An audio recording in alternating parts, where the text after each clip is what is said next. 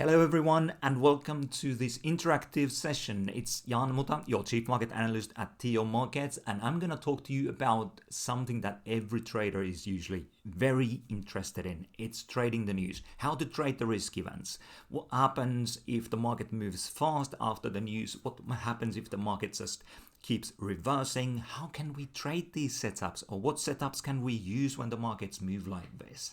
So this is what we're going to do today. We're going to look into what the NFP impact on Euro USD is, and I'm going to give you some statistics so that you have the framework on which you can set your trading ideas and basically get a better idea of what's likely to happen after the news event. And in this case, it's going to be the non-farm payrolls from the US.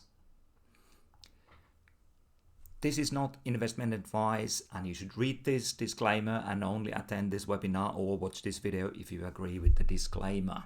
It's only for marketing purposes that we are here, and for educational purposes obviously too. Now, trading the news, or as we sometimes call them, risk event trading. We call the news events risk events. So I'm going to talk about what really matters in these extraordinary times when the market moves really fast. And you're going to be surprised with the answer, I'm sure. And then we talk about market sentiment. What can you understand about the way the market moves? And then what you can understand about the market kind of mentality of the traders. Collectively, that's what we refer as with market sentiment. We're going to talk about calendar alerts, major event types, and how to execute your trades and how to manage your risk. Obviously, highly important and valuable information so that you can succeed better in what you do. Then we talk about price action and fundamental analysis. And if you hang on with me, I'm going to also talk about this NFP impact and statistics. Or the statistics of the impact of NFP on Euro USD. And we talk about some of the trading tools that you might want to consider applying. Now, I have to warn you that if you don't know how to trade, then it's better to stick to the demo mode, because obviously you want to treat trading as a business, and obviously if you don't know your business, then you need to practice, and that's what the demo accounts are excellent for. So but it's worth the study. It's worth spending some time on studying the markets and price action, because when these big news items hit the market, they sometimes move the market for not for 5 minutes or 15 minutes. I talk about 5 hours and beyond, sometimes 2 weeks. Price action actually originates from a news event. If you go to TIOmarkets.com/analysis and read my past articles, you can find examples there. For instance, USD CAD is something that is a good example that comes to mind. There was, I think it was the springtime this year, when they decided to decrease their QE program by massive 25%, and that really had an impact on that currency pair for 3 or 4 weeks.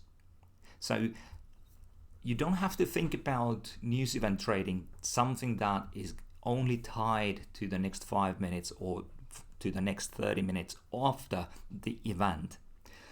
It is something that impacts the markets for a long time.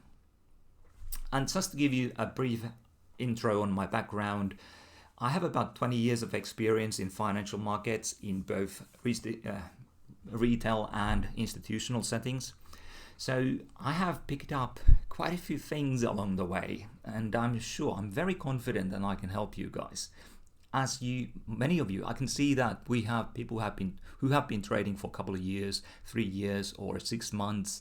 Somebody tells me he or she is just a beginner, but that's okay. Everyone's a beginner at some stage, And I'm very happy to be here to be able to help you guys in your journey. So any questions that you might have, feel free to type them into the chat box. And I would love this webinar to be an interactive session in which I get to answer your trading questions, because then it's much more interesting. It's so much more interesting to hear what kind of things you are struggling with. And if you have an opinion on something that I'm saying, you can disagree with me, obviously. I'd love to hear your opinions and questions as well. Okay, so obviously to get started, you need an account. You need to get an access to the market. And in order to get 0 commissions per lot, no monthly subscription fees, razor-tight spreads, then this means that you have to open an account with TIOmarkets. Go to our website and I'm going to show you what to do. So basically, if you go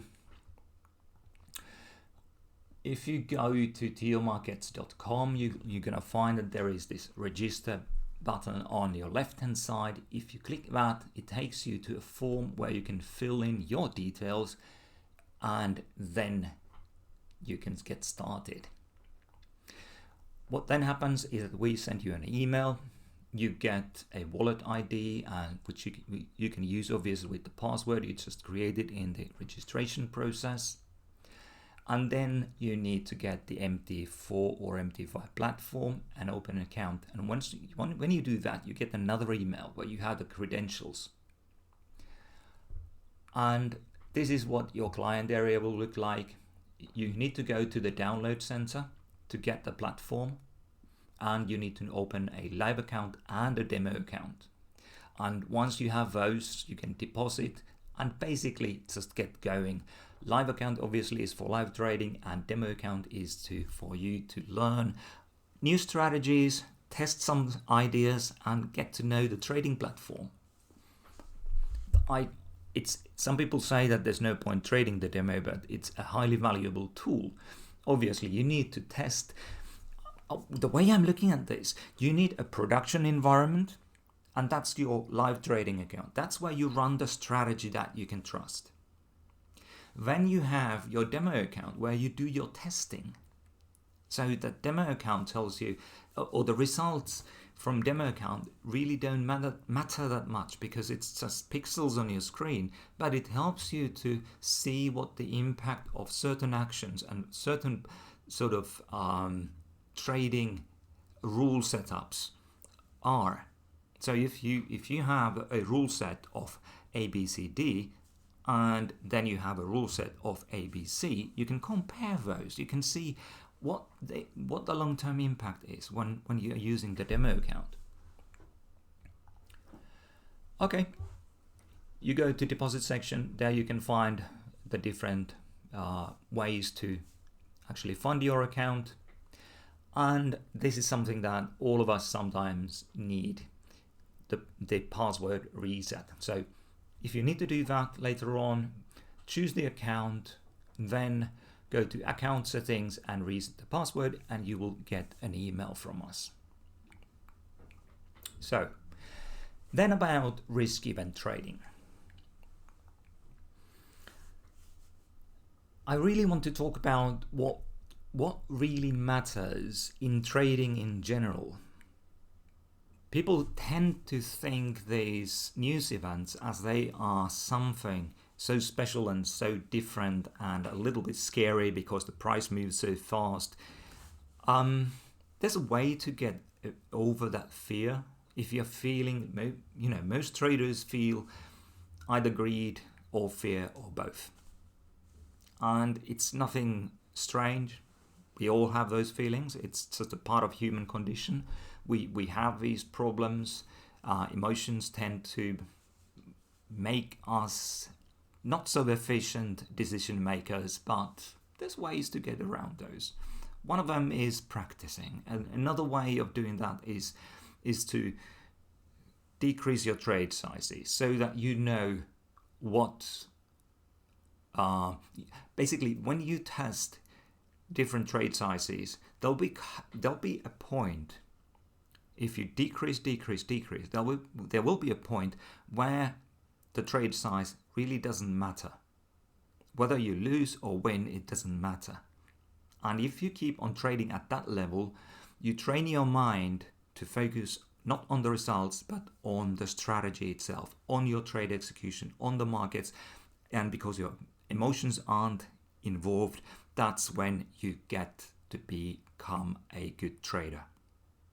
And once you see that in your statistics, once you see that you are better, getting better all the time, then you can start increasing the trading size. And that's what the big professionals do. Some people make over £1 million a year, but they have started with something really, really tiny. Okay, so let's move back. Let's go back to this. I'm kind of getting sidetracked, but it's something very important, and I wanted to mention this to you. So, what really matters? Momentum is something that I always talk about, because momentum is the only thing that can bring you money or take money away from you. If you are riding along with the momentum, you are actually making money. If you're trying to fight the market momentum, you are most likely losing money. Okay, so what does it mean in the context of news trading? Prevailing momentum and technical levels are likely to dominate without new information flow. So with this I mean that if the markets have already priced in, if the traders have already priced in a news release, let's say that we have expectation that the NFP number will be 350,000 new jobs. Okay. Then we get the actual number, and it's 360,000. So it's basically the same number, only a small margin of deviation there. So the markets most likely have priced that information in already, and it doesn't move the market that much. That's when it is the prevailing momentum and the support and resistance levels that actually dominate the price action. So then the market stays technical. But when you have new information coming into the market, something that the traders didn't know before or didn't emphasize enough before, they kind of knew that this factor exists, but they didn't pay enough attention to it. And they based their positions on something else. It might have been a CPI number, inflation number, and they were thinking that it is still actually the COVID numbers that are the most important thing. And then it turns out that it is actually the CPI that's the real theme of the markets now, and that's what that everybody's focusing on. And then we get a hot inflation number from the US, and because of that, the dollar starts to attract more and more traders and more inflows, and that impacts all the markets. You have almost not every market, but almost every important market is actually linked to the dollar, because if you trade oil or gold or stocks, US stocks especially, or the major currency pairs, with all those markets, you are either buying the dollar or selling the dollar. So with gold, if you are long gold, you are selling the dollar and buying gold. So it's basically, you take a bearish view on the dollar if you buy gold. The same with Euro USD. If Euro USD is moving higher and you go along with that uptrend, then you have a bearish view on the dollar and bullish view on euro. So anyway, now we get, like I mentioned, this USD CAD situation. We sometimes get these impulses, these new information flows into the market, and then the traders have to adjust. And the strength of that impulse, the significant level of that news defines how much the market will move. And basically, if the traders, like I said before, if the traders are surprised by the news, then it takes longer, and sometimes even several months before the new information is fully priced in. Often it's like few days or few weeks, but remember, some of you remember the time when Draghi had his famous speech in which he said that whatever it takes, we're going to defend euro and the euro area. And what followed was a QE program that really brought the euro down for several months. So that can happen. So be ready for it. Okay, so here we have external matters, some matters that are kind of outside of your control. You can only react to them. But then there are matters that are important, and they are basically internal to you. You are the one that needs to have a written trading plan. A plan in which you define when you trade, how much you trade, how much you risk, how much you are going to, you try to gain from the market per trade. What's your daily risk, weekly risk, etc., or per trade risk? Then you need to obviously have effective entry and exit strategy so that your trading can be efficient. And without going into too much detail on this yet, an example would be you taking, like most traders like to take profits really quickly and let their losses run. I mean, that's a very inefficient trading strategy. It's the way to give your money to somebody else. And then you need discipline. If you have a written trading plan, and most traders don't have, but you don't follow the trading plan in a disciplined manner, then you really don't have a trading plan. So discipline is needed. You have to have discipline. Okay, and remember that no business can operate without a risk management and a business plan. So it's up to you to decide whether when you're trading, whether it's just a hobby for you or whether you are actually seriously looking to make money.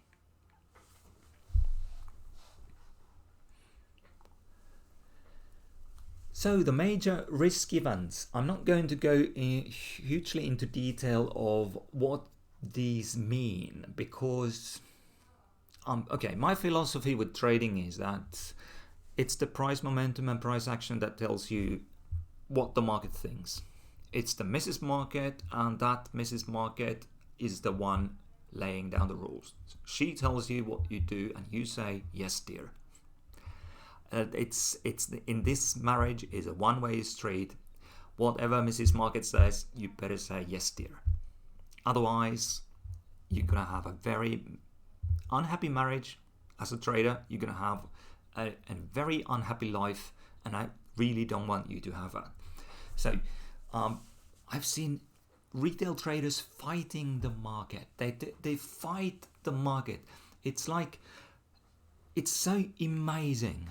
When the market is trending up, most of the time, retail traders are trying to find the top and short the market. They try to be the hero that can later on tell them, I was the one to trade this top. Okay, if they short the market every time when the market goes higher, eventually they'll be the hero. But they don't get to be a very rich hero because they've lost all their money on the way up. And what the institutional money is doing, they are driving the market higher. Why? For instance, because we have inflation numbers coming out from the US, and the dollar keeps on going higher because the inflation in the US is red hot. Yeah, Muhammad, that's true. They try to be swing traders. They try to actually take the view that, okay, the market has gone up too much, now I'm going to take this swing to the downside. When in fact, they should do exactly the opposite and let their profits run.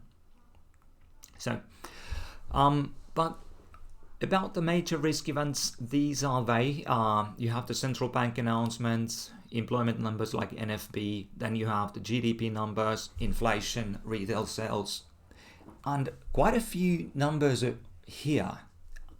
They, like I said, I'm not going to go into details because you can read about them in Wikipedia, for instance.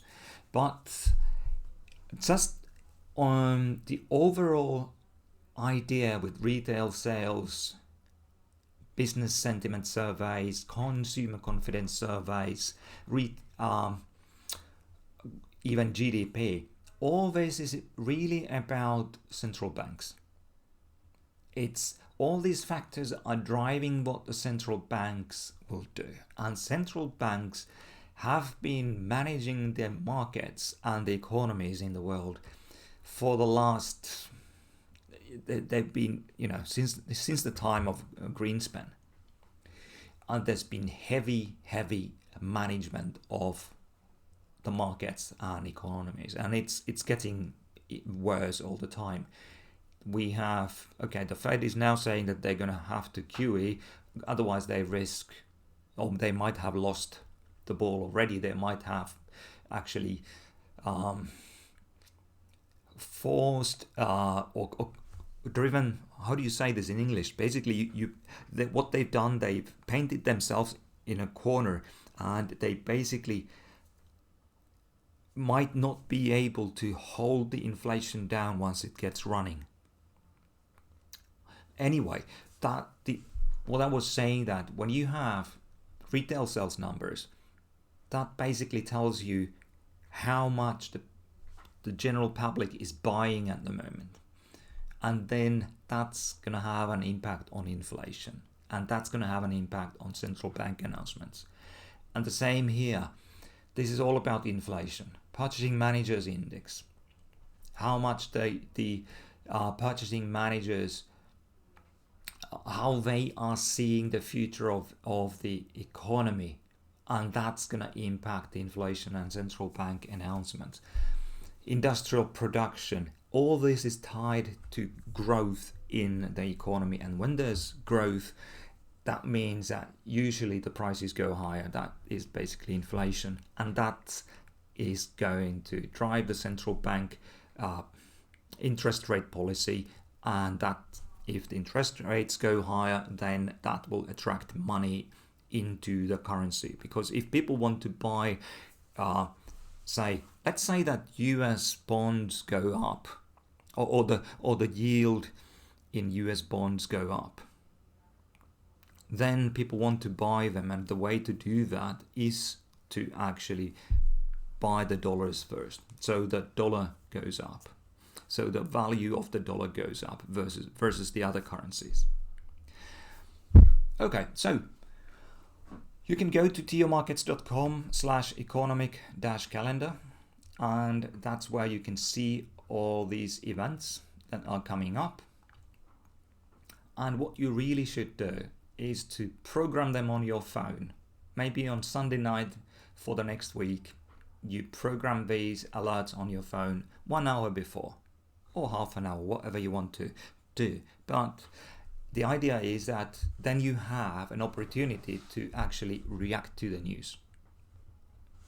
From the base of preparation. So you can have that hour before the market is going to move, or is likely to move because of this announcement. Let's say that there is a retail sales numbers coming out from the UK, and you want to be ready for it. So you get an alert hour before. That gives you plenty of time to see how the dollar is trading, how the pound USD is trading, where the key levels are, what's the momentum, and what the analysts are saying that might be the likely number that is going to be announced on the day. So, trading process. While I take a drink, read this through, and then we talk about it.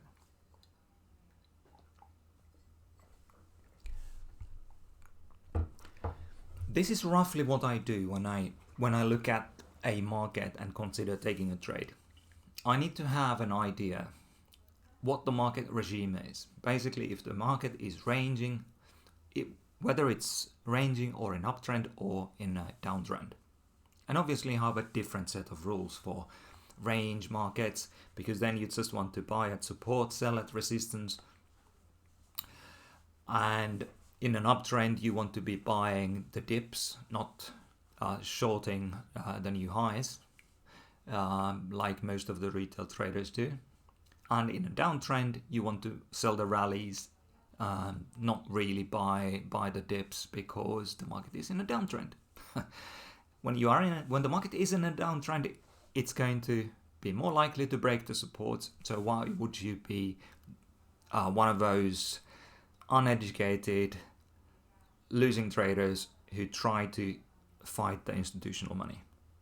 And when the market is in an uptrend, why would you like to be a seller and try to hold the market down with your small account? That's what the losing traders do. So go with the trend, and when the market is ranging, buy at support and sell at resistance. Then define your maximum risk per trade. This is something that should be actually in your written trading plan.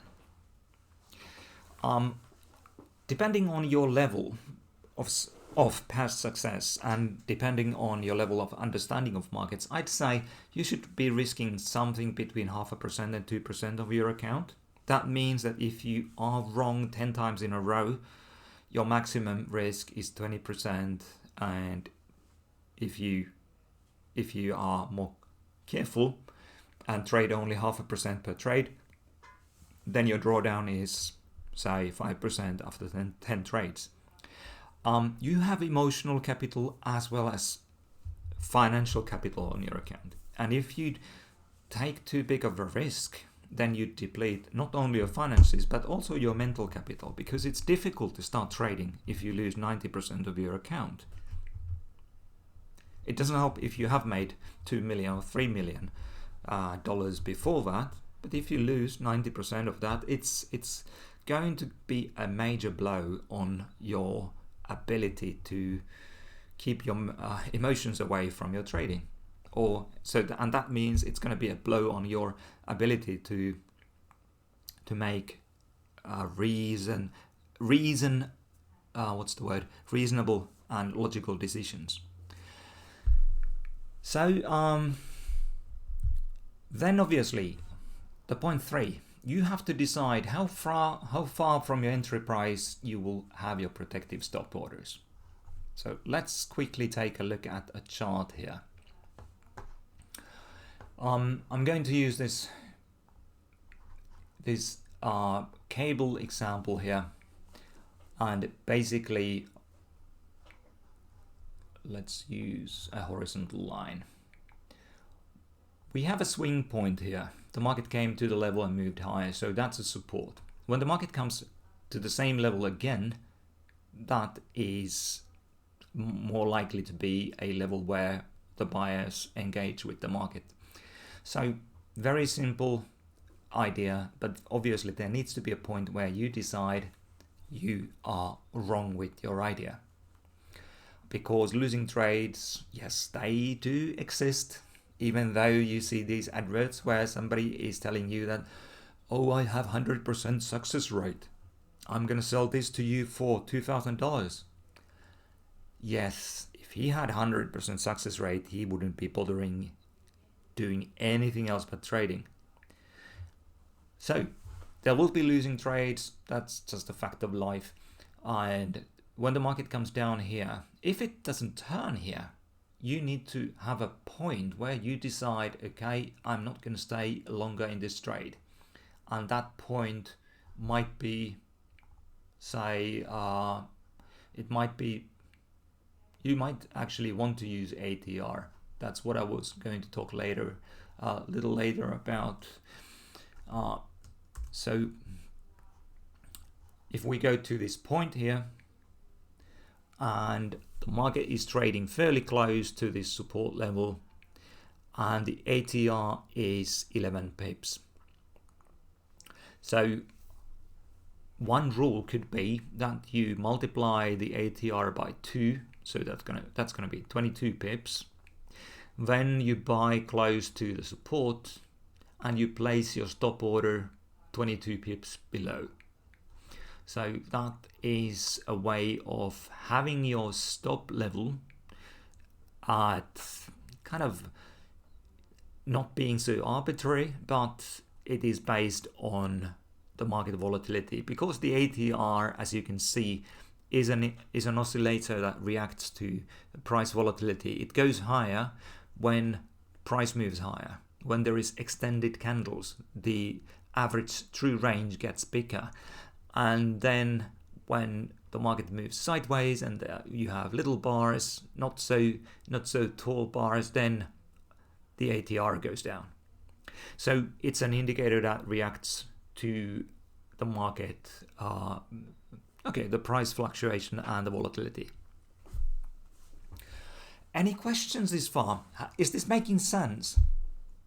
So basically I'm saying that if you have a systematic way of defining your stop levels, then you can basically have a better, it is easier to develop your trading system. If you choose an arbitrary level for your stop, you really don't know how you can improve your trading system. But if you say that, okay, it's going to be twice the ATR below this Bollinger Band here, for instance, then that's a good starting point. Then you can either widen the stop based on the ATR. You can have, say, a bigger multiplier, maybe 2.5 or 3 times ATR, or a smaller multiplier, 1.5 times the ATR. So can you follow this logic here? Does it make sense? The message here is you have to have a point where you exit the trade so that you can limit your losses. Because you can't make money if your winnings are smaller than your losing trades combined, right? Okay, I would love to have some participation here. Am I talking alone? Hey guys, where are you? Hey, come on. Okay, maybe you're typing your answers or your questions. I'm gonna wait. I'm gonna wait a little while before moving on, because I just want to know, yes or no, is it making sense? Can you follow what I'm saying? Hey, excellent, somebody's there. Very good. Any questions? Does it make sense?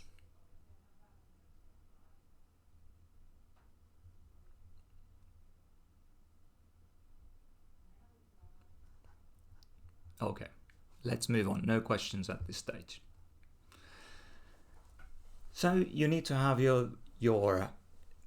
you need to decide how far from your entry price you'll place your protective stop orders, and once you have defined your maximum risk and stop distance from the entry, you know the maximum position size. If you write this down, and then it's easier to stay disciplined. Okay, I'm getting messages that people are following. That's excellent. Maybe it is pretty simple and easy to understand. This is nothing complicated, really. So no, I understand if you don't have any questions. So then, once you have established the level where you are entering into the market and exiting the market, wait for a trading signal. it might be, your signal might be market starts to turn higher from a support level, thus giving you evidence that the market is actually moving, honoring the level. So I've done this too many times. I'm anticipating a signal, but it's better to actually let the market tell you that it agrees with your analysis. Let me do something here. I need to have the pointer staying visible there. Okay, then you enter the trade using the position size that you wrote down in your plan. Oh, Sheng is saying, I'm getting the concept because I know about ATR. It's excellent for applying stop losses. Yeah, it is, isn't it? It really helps. Because then you can decide, okay, if my stop size based on the ATR is, say, 20 pips, and I know that I'm not going to risk more than, say, for instance, 1% per trade, then I know that I can keep my position size constant and the risk constant by varying my position size. So if, for instance, it's 20 pips, the stop size, and then I have to widen it after studying my results, I widen my stop size to 25 pips or 30 pips, then I decrease my trade size, and that keeps me constant with my risk, because that's highly important. Okay, so we enter the trade, we get the signal, we enter the trade, we set the stop, and then we exit the trade when the market hits our target or the market starts to reverse. So obviously that's something I leave you to decide.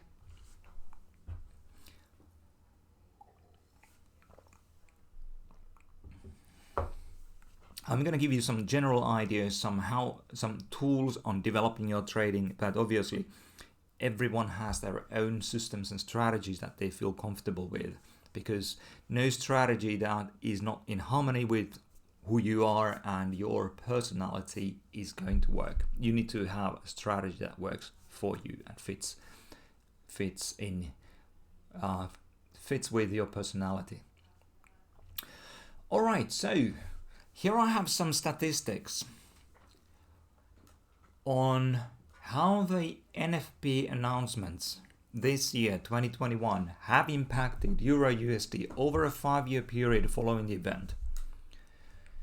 So here we have this on y-axis, we have pips, and here on x-axis we go forward in time. So first of all, in January, there was the maximum movement from the close before the actual announcement was a little bit less than 40 pips. And that's actually, when you look at this, it is pretty standard. It's roughly the same maximum movement to the upside 4 times out of 12. And then we have, actually, if we say that, if we look at this 60 level here, most of the time, over the next 5 hours, Euro USD hasn't run any further than 60 pips. So that's roughly 60, bit less than 40, that's about 10, that's about unchanged. And then here about 40, 40, 20 and 40. So most of the time you have to, if you're trading within this 5-hour window after the news event or after the NFP, you should get ready to take some of your profits, at least some of your profits, when you've seen a movement between 20 to 40%. If you take some of your profits there, then you are likely to either make a little bit of money, come out break even, or have some, in some occasions, have a bigger movement. Say for instance that you take half your position in after 30 pips. It works here, you get some money. you make some money. Your position is basically risk-free if your stop isn't too far away from the entry. Then, if the market keeps on moving higher, like it has moved here and here and here, then you can still have a runner there that keeps you in the trade, and nobody's actually stopping you from keeping the rest of the position for several days or even weeks. But it's a way of getting more money in. So I'm not focusing really on trading 1 minute chart here. I'm focusing on trading a 15-minute chart or hourly or 2-hourly chart. This statistics here, or all the statistics I have here are based on a 15-minute charts and basically 5-hour period following the event. Okay, let's move on. So this is what I put together for you. These are obviously the months this year, and excuse me, I have recorded whether the price momentum was down or up or following the news event, following the NFP event.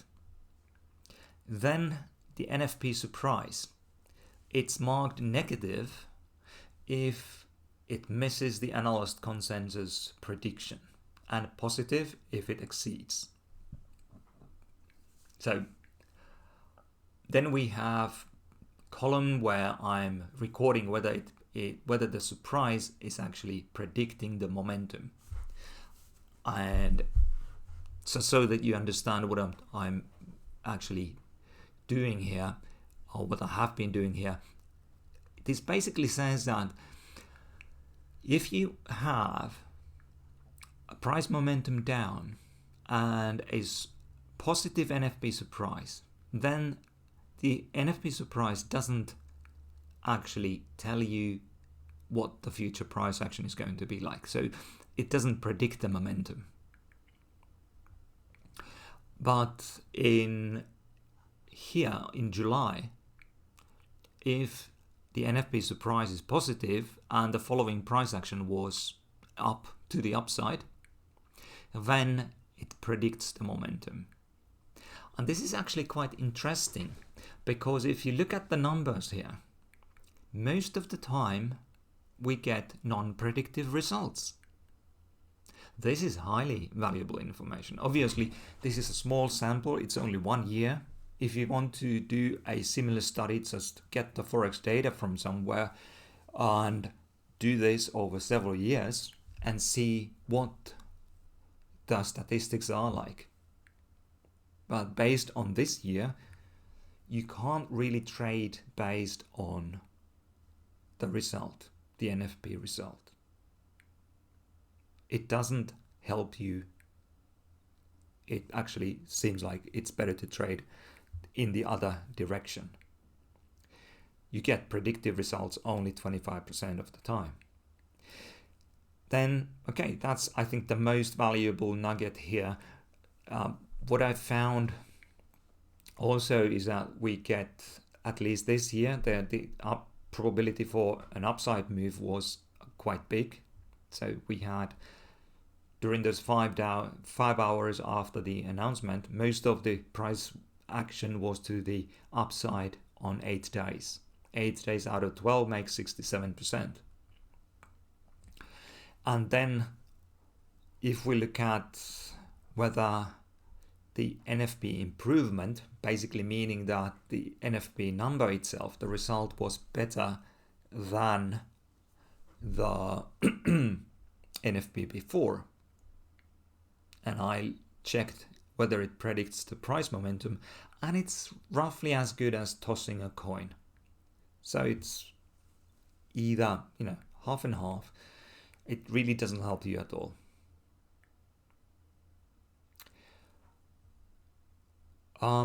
Mohammed is asking, can we trade in use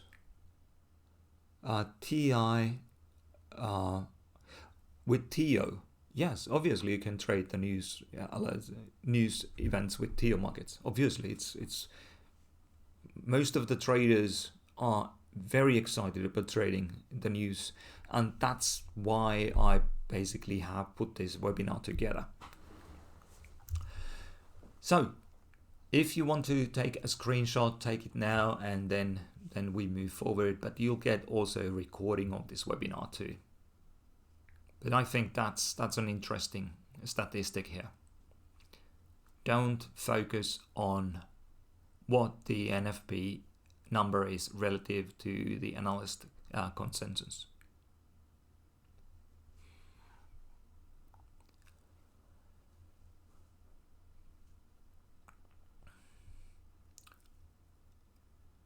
Okay, I'm going to go through each and every NFP date. So the first one is January the 8th. I'm not going to spend too much time on this, but I'm going to show you what happened. So this is again pips here, and this is the maximum movement on either direction after the release during those 5 hours in 15-minute charts. So we can see here that we get first some rally, almost 30 pips, but then indecision, the market moves sideways, fluctuates about, and then starts to move down. This is a trend, obviously, very clear trend. Then in February, no hesitation, the market just keeps on moving higher. And we get a significant move, 60 pips, over 60 pips in 5 hours in euro is very important. I mean, it's a significant move.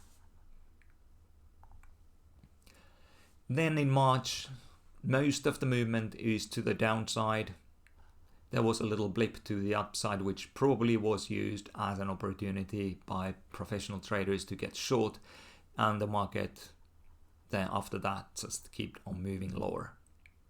The maximum movement over the 5 hours was about maybe 27, 28 pips. Then in April, some hesitation at first during the first half an hour, then movement to the downside. But as you can see, the numbers aren't very impressive. So the volatility stayed quite limited. The market moved sideways basically. In May, the market rallied. That was a very, very strong rally, and it eventually moved 100 pips over those 5 hours. So that's a massive day in Euro USD. Then again in June, strong movements, not a single hesitation, not a single bar went below the value before the NFP release, and the market rallied over 60 pips. July, a little bit more hesitant, but still some good trading opportunities. You don't have to treat this as one single trade. You can obviously trade in and out during those 5 hours. And then in August, the market was quite bearish. 50 pips, almost 50 pips during the 5 hours following the NFP release. And then September, the market rallied. The maximum movement was 30 pips. October, more hesitation and sideways movement. In November, a little bit of bearishness first. More, I would say, just hesitation because the maximum movement to the downside was about 11 pips. And then the market rallied over 30 pips. So that was a good trend there and surely gave a lot of opportunities to get into this market.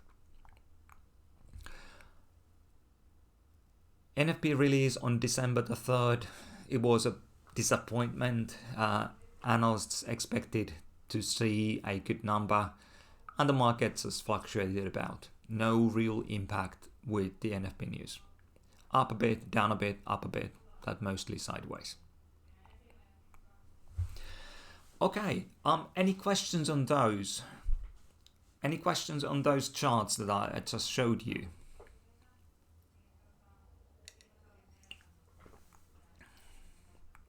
The purpose of them is to give you an understanding of what usually happens after the NFP release. Because if you don't do that kind of study, you don't really have an understanding. Most people think that every time there's NFP release, the market is going to move big time. But as you can see, a lot of times the maximum movement is like 20 pips, 30 pips, 40 pips. Sometimes it's even as low as 12 pips. So sometimes you have to be prepared to take a little bit of profit, part of your profit sooner, and maybe even see your trade going back to zero before the day is over. Okay, no questions there. So let's talk about the tools that we can apply. And I'm going to give you something quite powerful here. This is the Bollinger Bands on 1 hour chart. You can obviously, and you should go and study this with historical price action or historical prices and see what the strengths and weaknesses of this strategy idea are. But as you can see, when the market moves following the event, it rallies to the upper Bollinger Band and falls down from there. So that's a potential short trade entry. Then the market starts to move sideways, which often increases the risk of market moving higher. So you might want to take some of the profits because you don't see momentum to the downside anymore. And then the market rallies a bit. It actually rallies back to these pre-NFP levels and then moves down again. So there's another opportunity using these Bollinger Bands to actually go and short the market. If you are a very, very short-term trader, a scalper, in these sideways movements, you can use the Bollinger Bands to go long at the lower band.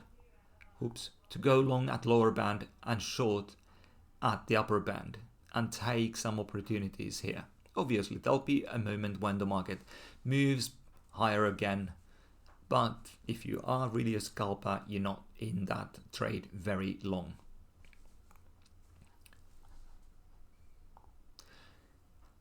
Here we have a different day, a different kind of price action. If you are using the Bollinger Bands to get long in this market, you have to wait until the next day. As you can see here, over those next 5 hours after the release, the market was quite strong. It really moved strongly up, so there was no opportunity to buy against these lower Bollinger Bands. Yeah. Okay, what are optimal settings for Bollinger Bands?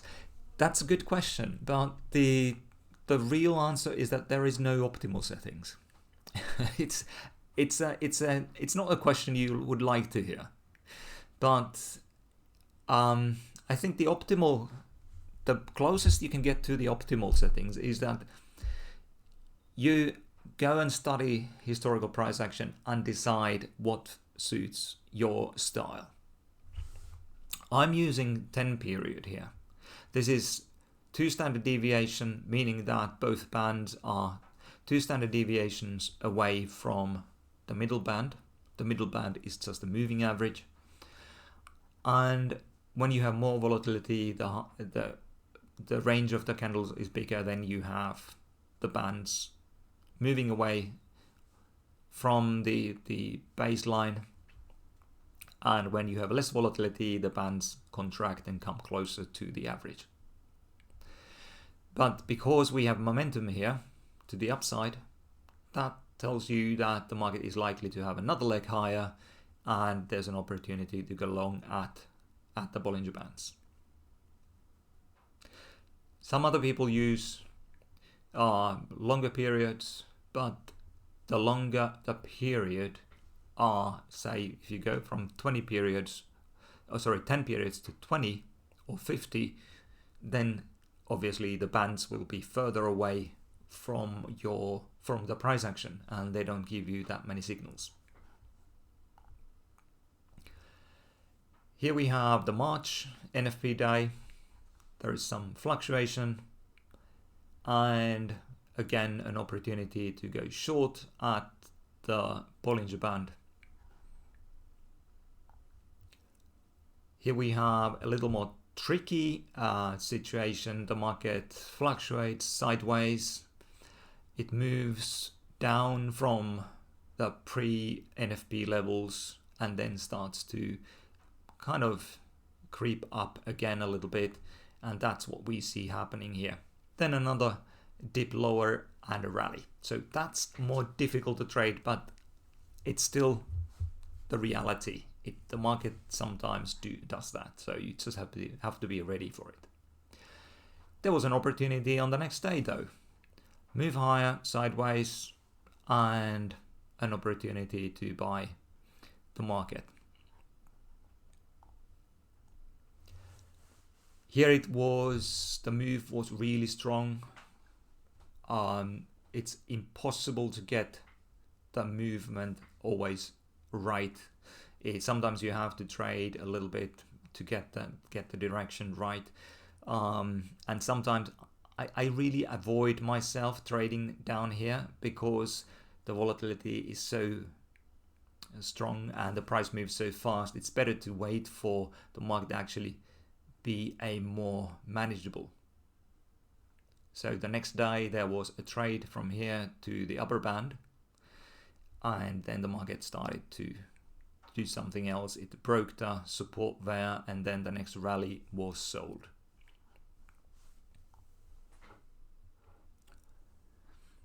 This looks kind of similar. In June, market rally is higher. Buying opportunity at the support from the bands.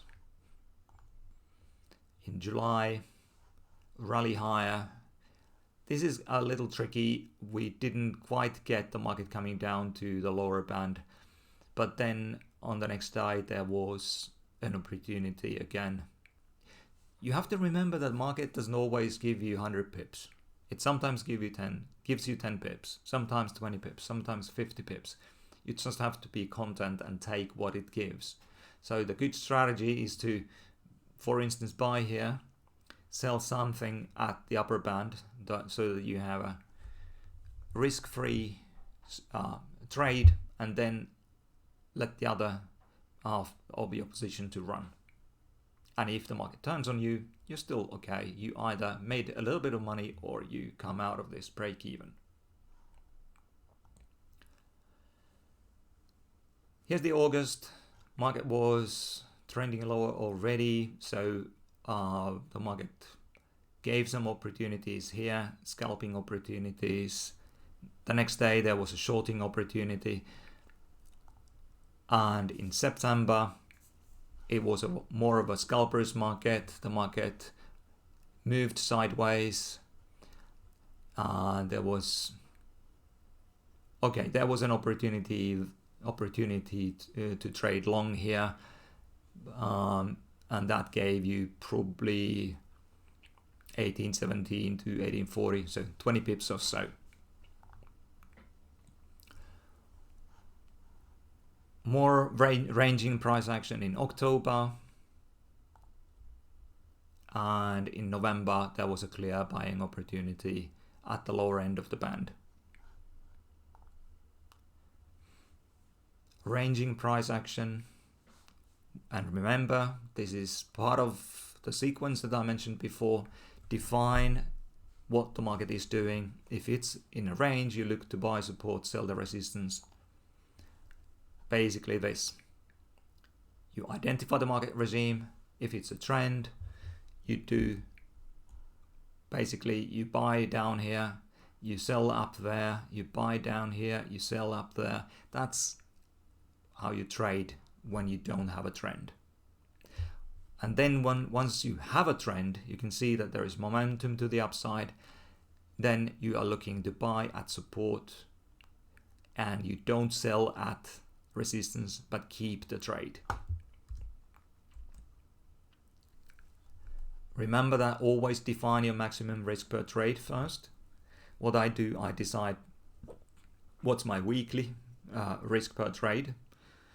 So I change the number only on weekly basis, not any, I'm not changing it on daily basis. I keep it at level at least for a week, sometimes longer. Then you need to decide how far from your entry price you will place your protective stop orders. Like here, you can use the ATR values like we saw before and maybe have the stop in at a safe level so that ATR tells you that this volatility we take it into account and multiply it by 2, for instance, so the stop is down here and the market can give you 2-to-1 or 3-to-1 risk reward to risk. And it's always good to remember to stay disciplined and write down your rules and follow your rules. Plan your trade and then you trade your plan. Always wait for the signal and use the size that you decided you're going to use. No bigger, no smaller. You set the stops,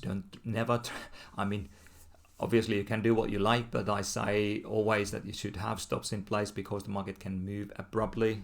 You don't want to have the open risk. And then you exit the trade when the market hits your target. You might have 1 or 2 or 3 targets, or you might keep the position until the market starts to reverse. I want to share this with you again so that you remember that if you do this sort of study, you get a good understanding what's likely to happen. Imagine if you have 75% of the time you get the market direction right. Then, that's really good. So basically here it would mean that you bet against the consensus. If the result is negative, you should be looking for long trades. If the result is if the result is positive, you should be looking for short trades. If the result is negative, you should be looking for long trades. And just a word of warning, this is only a short period of time, only 1 year, 12 observations, so the sample size is really small. You need to make this statistically significant, you need to go and study this over a number of years. So if you have 10 years worth of data, then it's more meaningful, then you get more meaningful results. But I wanted to show this to you so that you have an idea how to do some statistical analysis and how to get an idea what the market is likely to do. So that was an hour well spent. Thank you for your time, and I look forward to seeing you in the next webinar. Trade safe, never trade without stops, and don't bet your farm. Keep your trade sizes manageable. Lovely. Thank you for your time. See you soon.